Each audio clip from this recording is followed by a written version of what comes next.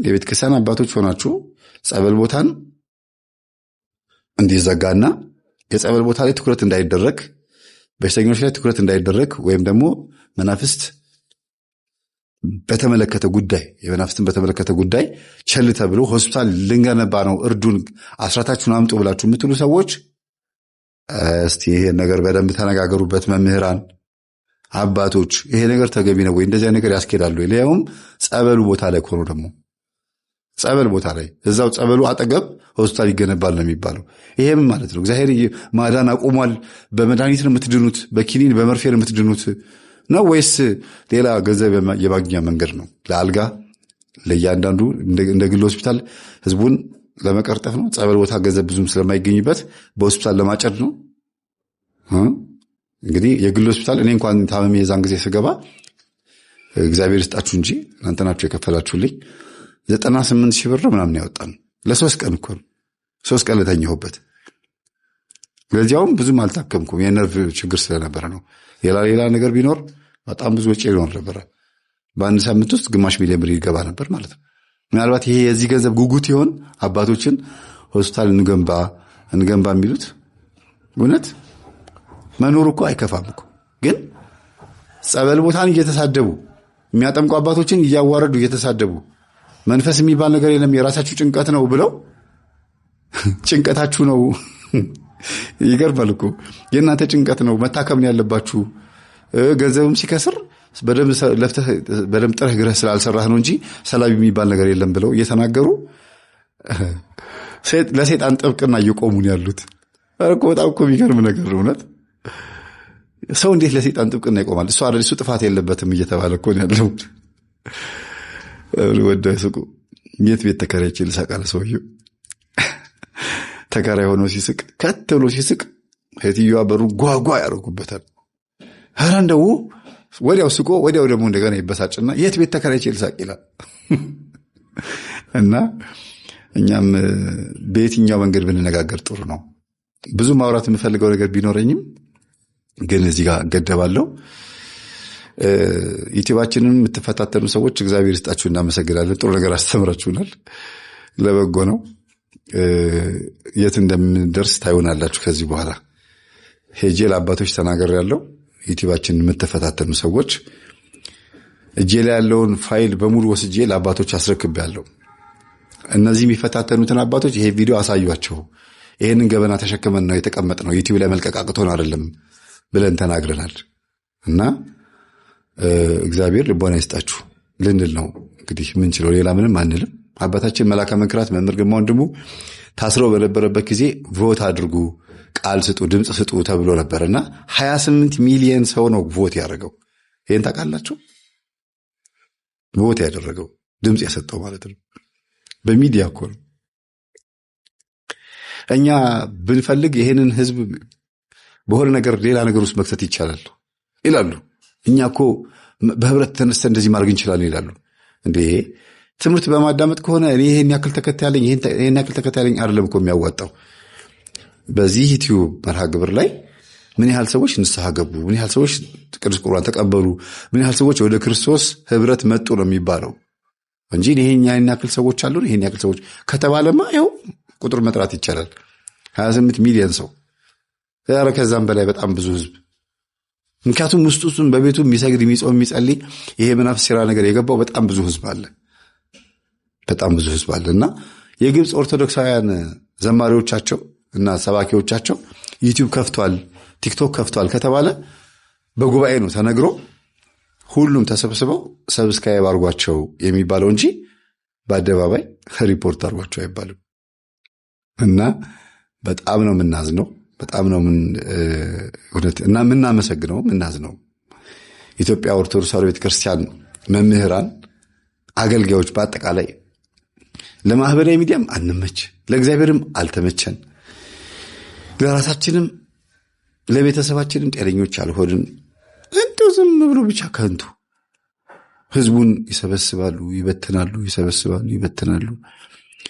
ጥርት ያለ አነስ ያለ የተወሰነ ህዝብ ማዳንን የመሰለ ነገር የለም። ከብዛት ጥራት የሚባል ነገር አለና እግዚአብሔር በዚህ ክፉ ዘመን ሰብስቦ ነጭ ልብሳችንን በበጉ ደም አጥበን ለቅዱስ ቁርባን በቅተን ዘላለም የሆነችውን ገነት መንግሥተ ሰማያት እንድንወርስ ይርዳን። ሰላሙን ምንድን ቡዳ ቡዳ ስንት ዓመት ቁጭ አልክ? 44 ዓመት ምናምን 44 አልፎኛል። በስንት ዓመቷ ነው ያስካት? 2 በ2 ዓመቷ? አዎ ገና በሕፃን? አዎ ደም ቆንጅዬ ነበረች። እሺ አባቷ መልከኛ ነበር። ቤተሰብ ሁሉ ቆንጆ ነው። እና ታዲያ ብልት አደረኳቸው። በላት? አዎ ከዛ ደግሞ በመተት አስከተልኩ። እድሏን ብልት እድሏን በላ? አዎ ከዛ ግን ጸሎት አላት ሴትዮዋ። ትጸልያለች፣ ታነባለች፣ እድሏን እንዴት አድርገን የበላው? በመተት ነው። መተት አስመተትኩና አስደገምኩባት በስሟ በእናቷ ስም። መተቱ? መተትም አለ? መተት አለው። ዛርስ? ዛርም አለው የእናቷ ታዲያ የእናቷ ዛር እሷ በልጅነቷ ገና በ2 ዓመት ቡዳ ሲበላት አትከላከልም ነበር? ዛሩ እኔ ቡዳ ለምንድን ነው የምከላከለው? ደስ ይለኛል። እንደው እንተባበራለን እኮ እኛ እንተባበራለን። ዛሩ ማን ትባላለህ? አዳል ነኝ። አዳል ሞቲ ቀይ ቀዮቹን የሚወድ አዳል ሞቲ ባለብር ኖቲ እያለ የሚፎክር በዚህ ወደ ሱሱ ዓለም የሚመራ የቤተሰብ ንትርክና ጭቅጭቅን የሚወድ ሰላም የሚከለክል ቀድሞ ቀይ ቀዮቹን የሚያጠምድ የሚይዝ የዛር አይነት ነው። በጣም ቆንጆ ቆንጆዎቹን ይይዛል፣ ቡዳ ይስባል። ይሄ ዘፋኝ ምናምን ሲሆኑ ለቀቅ ያደርጋቸዋል። ብዙዎችን ማጥቃት የሚችል ሆኖ እስከተገኘ ድረስ እነሱን አይነካም፣ ግን ሌላውን ይነካል። በቃል ደግሞ ወጋ ያደርጋል። የሆነ ቦታ ላይ ክፉ ነገር ሆዱ ውስጥ የሚቀመጥ ነገር ከባህሪ የማትረሳው ነገር ይናገርና ብጥብጥ ያደርጋል። በቃ ሰው ነች ሰይጣን ነች እስኪባል ድረስ ማለት ነው። እሺ ህይወቷን በቃ አበለሻሸሁት። ምስቅልቅሏን አወጣውና አምላኪ ቤት ከተትኳት በትዳር። የት አምላኪ? አዳልሞቲ እንደገና አዳልሞቲ ዳርኳት። እዛው አዳልሞቲ ወደ አዳልሞቲ ወሰድኳት። ምን ነው ጸሎት ያልተሰማም እንዴ? ምን አጠፋው እንደዚህ አይነት ቤት የወሰድከኝ አለችው። እግዚአብሔር ተቀይሜ ያለው ምናምን እያለች ታጉረመርማለች። ከዛ ግን ጸሎቷ እየበረታች መድኃኒዓለም በጣም ነው የሚወዳት። በእግዚአብሔር ታጉረመርማለች፣ ግን እሱ ይረዳታል። እሱ ደግሞ ይረዳታል። ጸሎት አላ ስግደት የምናጉረመርመው ውስጣችን ካለ መንፈስ ጋር ነው። መጀመሪያ መንፈሳችንን አለየንም። መንፈስን ሁሉ ለዩ እኮ ነበር ክርስትናችን እኮ መንፈስን ሁሉ ለዩ ይል ነበረ። መለየት ማለት ምንድነው? ውስጥን ስታደምጠው፣ በጸሎት ስታደምጠው፣ በአምልኮ ስታደምጠው፣ እየተናገርህ የማይሰማህ አይነት ሆኖ ሲገኝ ጸሎትን የከለከለህ ወይም ቤተሰባዊ መዋቅር ውስጥ ገብቶ ከማንነትህ ጋር የተያያዘ ጠላት እንዳለ እስካልገባህ ጊዜ ድረስ ታማርራለህ። ቡናም ከተደፋ ውይ እግዚአብሔር ፈርዶብኝ ትላለህ። ብርጭቆም ከተሰበረ እግዚአብሔር ፈርዶብኝ ትላለህ።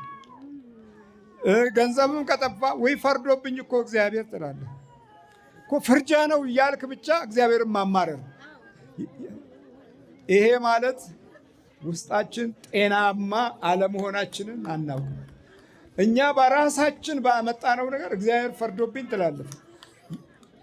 ፍርድን ትጠራለህ በራስህ ህይወት ውስጥ። በልተመርከክ ይረዳታል። እድሏን እመልሳለሁ። ሰላቢም አለው መተት። የምን የድል? ምን አረካት? እድል በምንድን ነው የገባኸው? ዝም ብዬ በቃ በሯ ላይ አድርጌ ነው የገባሁት። በሯ ላይ እየመጣሁ እየተሽከረከርኩ ሄዳለሁ። በር ላይ እድል ውሰድ ነው የተባለው ነው? ገበያ ነው እድል ማለት? ፊት ነው? የፊት እድል ነው? የብር ነው። የብር እድል ላይ አለ። አሁን የእድል ቆንጆ እድል አለና ጸጉሯን ቁርጥ አድርጌ ሰላቢ መተት ግብት። የት ጋር ቆረጥከው ጸጉር? እዚች ጋር ቁርጥ አድርጌ። እንዴት አገኘው ጸጉር? አስወሰድኩ። ከዛስ ግን ጸሎት ስላለ መድኃኒዓለም ከቤቷ ስላለ ምንም አልሆነችም። እኛ እየተገፋን ያለ ነው። አሁን ነቃችብህ ብቻ ሳይሆን እግዚአብሔር ረዳቷ ነው። በቃ ጸሎት አለ፣ ስግደት አለ። ትሰግዳለች? አዎ በጣም መስገድ በዕለት ውስጥ መስዋዕት ማቅረብ ማለት ነው። ስልጣኔ ተነጥቋል። መስገድ ማለት የተፈጥሮ አካላችንን ለእግዚአብሔር አሳልፎ መስጠት ማለት ነው። መስገድ ማለት ትህትናን እና ለበጎነት የሚወስድ ተስፋን ማሳየት ማለት ነው። መስገድ ማለት ነገ ለምናገኘው በረከት አካሎቻችንን ማዘጋጀት ማለት ነው። በልተሰገድ እና ሰይጣን እንዲህ ባለው ሁኔታ ውስጥ እድል አይኖረውም። መስገድ አምልኮት ጀመርክ ማለት ነው። አምልኮት ማለት የእግዚአብሔርን መንግስት በአካልህ ገለጥህ ማለት ነው። ሰይጣን አልሰግድ ብሎ አይደል እንዴት ዋረደው? እድሜ ልካችን እኮ በአምልኮት ግብጾች ናቸው እኛን ያበላሹን። እነሱ ይሰግዳሉ፣ እኛ አንሰግድም። አትስገድ ይልሃል። ክፉን ስትሰራ ዝም ይልሃል፣ ስግደትን ደግሞ ይከለክሉሃል። የዕለት አምልኮት ስግደት አይቋረጥም። ያ ኃይል ነው። ዲያብሎስ ብርታት የሚያገኘው አደገኛ ስራ የሚሰራው በህይወቱ ውስጥ የሚያቅደው ከስግደት ስትርቅ ነው። ቤትህ ውስጥ እስላሙ የሚተባበረው እኮ ስለሚሰግድ ነው። እንደውም እነሱ እኛ በክርስቶስ ተጠራንና ስግደትን ዝም አልን። እነሱ እኮ መስጊድ ነው ያሉት። መስገድ እንደማለት ሰውየው ብልጥ ነው።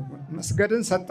እኛ መስገድን ተውንና በስሙ ተጠርተን እንሆልላለን። ዝም ብለን መነኩለን የተሰጠን ኃይል ትተህ ያልተሰጠን ችግር እንጠራለን። በልተሰገድ በኢየሱስ ክርስቶስ ስም ሁላችንም በስላሴ ስም በመድኃኔዓለም ስም ሲኦል ታስረን ቶሎ ስበት ነው። ማነሽ? ፍቅርተ ኪዳን። እንዴት ነሽ? ደህና ነኝ። አዳልሞቴ ያው ቀዩን ይወዳል እሱ ንቅ አድርጎ ያዘሻል። ይዞኛል። በጣም ችግር ነበር። እግዚአብሔር ይመስገን ግን እየተረዳው ነው የሚኖረው። ያው በእግዚአብሔር ኃይል ማለት ነው። እየጸለይሽ ነው እንግዲህ። ኑሮ እንደዚህ ነው። በይ በርቺ። አሳድጌ ጉድ አረከኝ። ባሏን ጥራው ና። ባሏ የምን ባል ነው የምታወራው? እኔ ነኝ እኮ ባሏ። የምን ባል ነው የምታወራው? ከተፋታ እንጂ ከዚህ ነኝ እኮ ባሏ። እኔ ነኝ። የምን ባል ነው የምታወራው? ተው እንጂ እኔ ነኝ እኮ ባሏ። አታውቅም እንደ ይሄንን? አላውቅም እኔ እንደ ባሏ እኔ ነኝ። የምን ባል ነው የምታወራው? ና ባሏ ይኸው እኮ። የምን ባል ነው የምታወራው? አንተ ባል ነህ እንዴ? ወንድም አይደለህ እንዴ? እኔ ነኝ እኮ ባሏ። እኔ ነኝ ባሏ። እኔ ነኝ በል እንጂ አንተ እኔ ነኝ ባሏ አይደለም እያለ እኔ የስንት ዓመት ባለቤቴን የእሱ ሚስት ትላለህ? የእኔ ሚስት ነች። አሳድጌ ነው ያገባኋት። ለዚህ ያበቃኋት እኔ ነኝ። ብዙ ነገር ያደረኩላት እኔ ነኝ። ቆይ እንጂ አሽከሬ ነበር እንጂ ባልታረገው እንዴ? የኔ አሽከር እኮ ነው እሱ። አሜን አሜን ነበር። አሜን አሜን ብሎ ተንበር እኮ አሜን አሜን የሚለኝን ባልታረገው እኔ ነኝ እኮ ባል። የማታውቀውን ነገር እኔ ልንገርህ።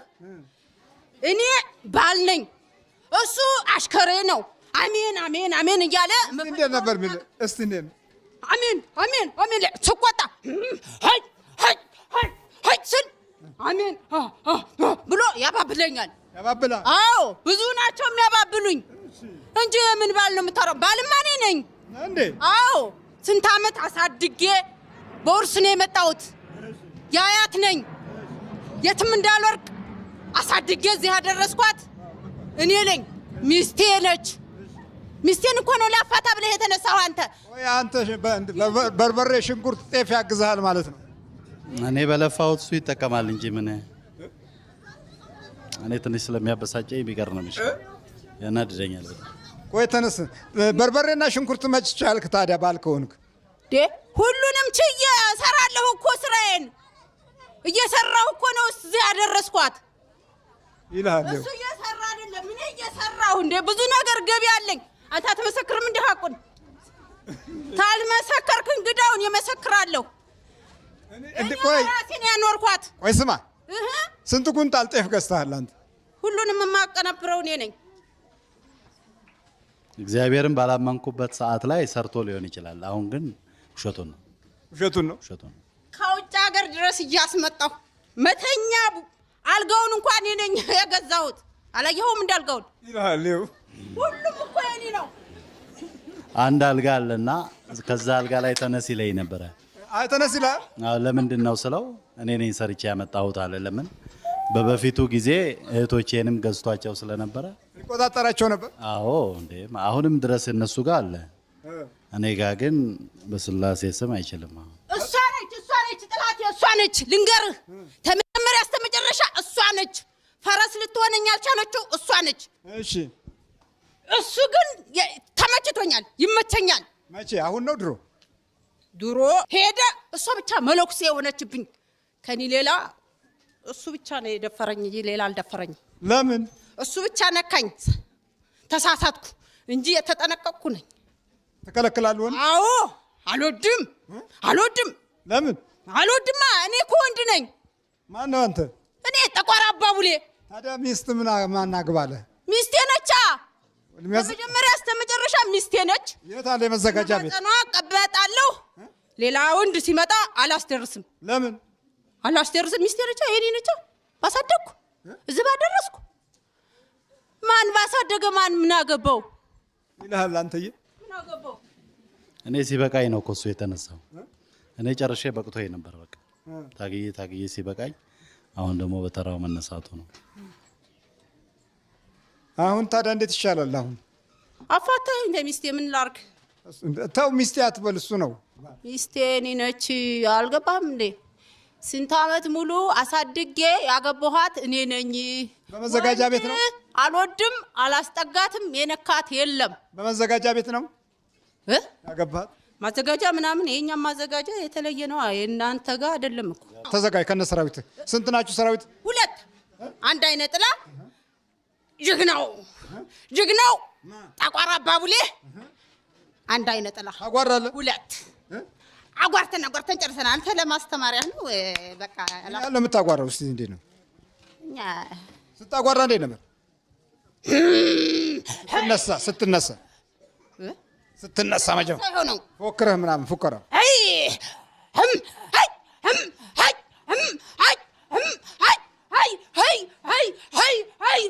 ነው የምለው። ይሄ ነው ሃይ ነው የምትለው። ብዙ ከብቶችም እንደዳ ነው አሜን ሲሉ ያረጋጉልኛል። ቡናዬን ምንን ያቀራርቡልኛል። ይህች ርኩስ ግን ከመጀመሪያ እስከ መጨረሻ ትቃወመኝ ነበር። ጠይቀው ትቃወመኝ ነበር። በላም ተዘጋጅሽ። የእሷ ተቃውሞ እዛ በቃኝ። አልፈልጋትም። ገምታኛለች፣ ካርፍታኛለች። ዛሬ ደግሞ ቀጠቀጠችኝ። ተንበርከክ አንተ የደብተራ ቁራኛ ተንበርከክ። አፍለውጣ አፍላይ በኢየሱስ ክርስቶስ ስም በል እንጂ አንተ በኢየሱስ ክርስቶስ ስም፣ በስላሴ ስም፣ በወላዲተ አምላክ ስም፣ በቅዱስ ሚካኤል ስም፣ በቅዱስ ገብርኤል ስም፣ በቅዱስ ዮሐንስ ስም ወደ ሲኦል እንገባለን። ቶሎ 7 ጩኸቱ ቶሎ በል። እግዚአብሔር ይገዝ